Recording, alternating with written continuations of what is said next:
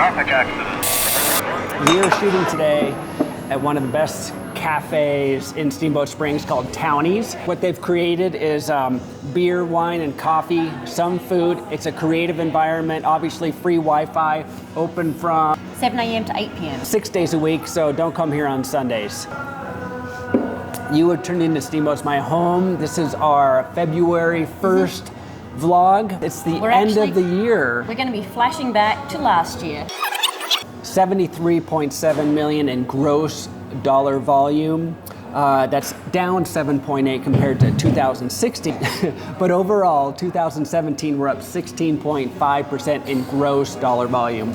For comparison's sake, 2017 was our highest grossing sales volume year since 2007. Granted, 2007, we did $1,587 million worth of transactions. So we're about half of what we did in 2007. But still, it's the best numbers we've seen since 2007. So talking transactions, we did 126 transactions in December 2017. That's actually 3.8% down from December 2016. But overall year to date, we were up roughly 4.5%. As far as who's buying, we saw a little change from last year. We saw 54% of our transactions were locals, 17% were the Front Range, so Boulder, Denver area, and the remaining 29% were out of state or out of Colorado. New listings were down 6.2% for single family homes in Routt County, and they were actually down 16.6% year overall for townhomes and condos. Sales prices did go up, not surprising there. Median sales price went up 7.2% for single family homes and around 6% for townhomes and condos. As expected, days on the market down 14% for single family homes and down 10% for townhomes and condos. So properties are selling a little bit quicker.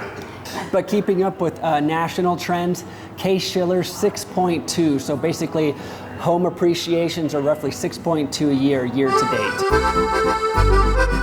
What the hell? The last 6 months, we've seen a lot of changes in the real estate market in Steamboat Springs. For one of them, we're seeing pending sales down significantly for the last month of January 2018. Here's some stats. So February 1st, pending sales. 2018, we have currently 78 pending properties. Last year, this date, we had 163. 2016, we had 109. 2015, 106. 2014, 103. So dramatic drop in pending sales. And why is that?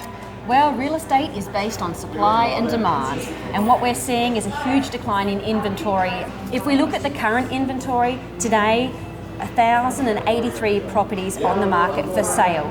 If we jump back to the same time, 2017, we had a couple of hundred more. We had 1,311, and then it just keeps on going from here. 2016, we had 1,407 properties. 2015, 1,457, and then back in 2014, January, we actually had 1,592 properties on the market, so there was a lot more inventory for buyers to choose from. So the talk of the town, at least in real estate, is low inventory. What do we have for these buyers? We have an increased demand, so basically we have more buyers than we have sellers. We're going to dig a little bit deeper into what is causing this imbalance. So let's look at supply demand. We're going to rewind to 2007. In 2007, we had 2,555 transactions. Today, we have roughly 1,600 transactions. So from a peak of 2007 where the market was booming to today, we basically went super high, then we dipped down low. In 2008, we had roughly 1,000 transactions. So from 2012 to 2017, we've had an increase in transactions of 32%, so roughly 1,100 transactions to roughly 1,600 transactions. So demand has definitely increased, so we have many more transactions in the last 5 years, but what's happened with supply? Well, supply really came to a halt in 2007 in a lot of senses. With the recession, there was no demand.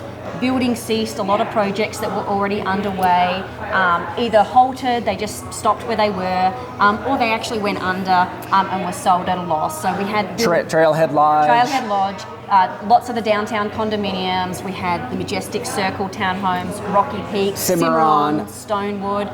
And a lot of those tradespeople that worked on those projects, they actually left town or chose to retire in search of work. Because the market basically just stalled and there was no opportunities in construction at that time. And so a lot of those contractors went down to the Front Range, down to Denver, and Denver's booming right now too. So why would they come back to Steamboat when they have lots of work down in Denver? So not only did we have the tradesmen leaving, so we had a big boom in 2007-8, then a stall out during the Great Recession. A lot of the tradesmen left, and basically building was halted from 2008 through about 2012. There was very little building going on. And even then, most of the building didn't really start to ignite again until even closer to 2014-15. Some of the projects that had stalled finally saw momentum. You see a lot more construction. The Majestic, they completed a lot a lot of those. Rocky Peak. They just kept on growing that. Emerald Heights up on the Fish Creek area. So we had a bit of construction the last few years, which increased the inventory roughly about 100 units or so, maybe a little less. But once those got absorbed over the last 6 months, now there's no new construction coming on the market, especially condos, no affordable condos since Trailhead Lodge 10 years ago. We did recently do a video blog about the booming construction industry, and that is very much the case, but only in a very specific segment of the market. The building boom we're seeing really is higher end single family homes, which doesn't really ignite the supply situation in the local market. So to recap supply demand, for the last 10 years, very little construction going on in Steamboat. Demand has increased, but supply has decreased basically. So there's a huge tipping of supply demand, and basically we are out of inventory. Not literally, but figuratively, which is meaning the prices are definitely going up. So what the hell's going on in the market? Well, basically lack of building, so our supply is down. We're seeing people staying in their homes longer. People aren't migrating from location to location, and that's keeping their homes off the market. We're also seeing a 5 to 10% appreciation in home value. So basically, why would you sell something if you're making good money off it? Thanks for tuning in to Steamboat's My Home. I'm Charlie. I'm Leah. Thank you to our information providers, Steamboat Springs Board of Realtors, Land Title Guarantee Company, and Kay Schiller. If you go to the website, you'll be able to click on the market report and get full source and additional information. And thanks again to Luke and Emily for providing this awesome space. Townies Cafe, come check it out. If you like this content, please feel free to subscribe to the link below or share it. If you want to look at last month's blog, click in either corner. So once again, thank you. We'll see you next month. See ya.